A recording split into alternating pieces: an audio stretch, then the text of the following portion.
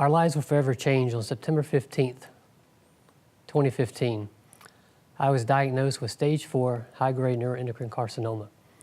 The doctors told me I only had 3 months to live, so we were very devastated by the news, me and my family. Immediately we knew we had to start fighting, so because the cancer was everywhere. It was in my bones, it was in my liver, my pancreas, and distant multiple lymph nodes throughout my body. So we started chemotherapy right away at Ochsner Hospital in New Orleans. My upbringing with my family gave me a lot of hope and peace moving forward. My family brought us to church, me and my brothers, every Sunday. So I'm very fortunate for my parents for doing that. And then meeting my wife, we actually started dating. We were both Catholic. So we had the opportunity to go to church together even before we got married, which gave us a great foundation. And having Catholicism in common was a great opportunity for us to grow in our marriage as we began our married life as well. So having that foundation was very important to us in this journey because it gave us an opportunity to have something to fall back on once we got some very grim news. The first person we called whenever we got diagnosed in the hospital was Father Beau Charbonnet. He was the priest that buried us, actually, and he came immediately to our bedside in the hospital and prayed with us. Through some friends, we found the Father Silo's Shrine in New Orleans, and we actually were able to meet a lot of great people there as well who have prayed with us along the way. And then my sister-in-law, she came up and said, "Hey, there's a healing nun in Baton Rouge. We'd like for you to go see her." And I said, "Great, I'd love to go meet her and see what she says." I didn't know much about the ministry here, Sister Dulce's Mediterranean Prayer Center, but we were able to call and explain our situation and able to get an appointment with Sister Dulce. And as we met Sister Dulce, I could tell that there was a unique energy with her and calmness as well.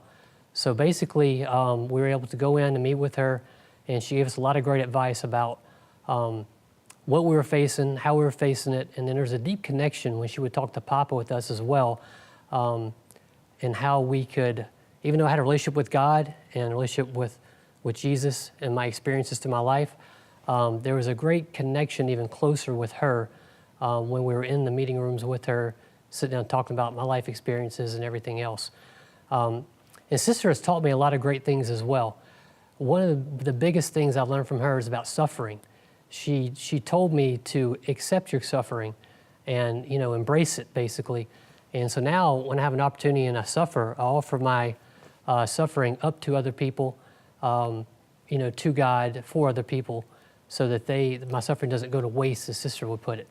And through this process, it's helped me to learn more about me spiritually as well, and what I've done to help me have a great attitude with fighting this kind of cancer in this battle is accepting my cross. Just as Jesus accepted his cross during the Passion, I've accepted my cross, and this cross to bear for me is cancer.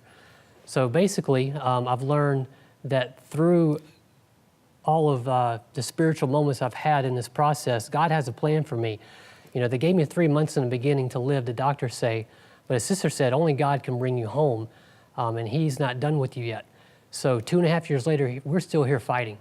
And I know God's plan for me moving forward is to tell my story, let people understand kind of what I'm going through, and it may help them in their battle, if it's a similar battle, maybe a different battle they're fighting as well. But it also, I know Jesus wants us to be healed. He tells us that in Scripture, and it's very important that through my faith growing up and through the spiritual growth I've had through this battle, that I've picked up my cross and I've carried it, and that I know that Jesus wants us to be healed. The impact on my family has been devastating. When I was diagnosed, my children were only 4 and 1. I have a beautiful daughter named Ava and a beautiful son named Landon. And over the last 2.5 years, I have got to grow with them, and they know who I am now. At first, I didn't know if they'd remember me if things were to go the way the doctor has said, if I wasn't going to be here in a few months. And not to have the life experiences with my wife as well. We were on our 7th year anniversary when I was diagnosed. And this year, in June, we're actually going to be on our 10th year anniversary. There's a lot of things that Sister has helped me with during this process. The messages that she gets, especially the ones from Papa, where she's like, don't worry, just worry about living and not dying. When I'm having a bad day, I think about these experiences with Sister and the other spiritual experiences in my life, and they really come to help me move on, because I know there's bigger and better things than just my battle with this cancer, and that what we have to fall back on is our foundation and upbringing and all the great energy that Sister can bring to patients like myself. And it helps me from a standpoint of picking up my cross to actually have the great attitude that I have to battle this cancer. I've had a lot more positive days than I've had negative days, even though I've fought and battled the chemotherapy, the different surgical procedures I've had to face, the down moments when you just think that you can't get through it. But Sister's advice and the connection with Papa has just been absolutely amazing. And the people here at the Sister's ministry have just been amazing to work with and guide us through everything.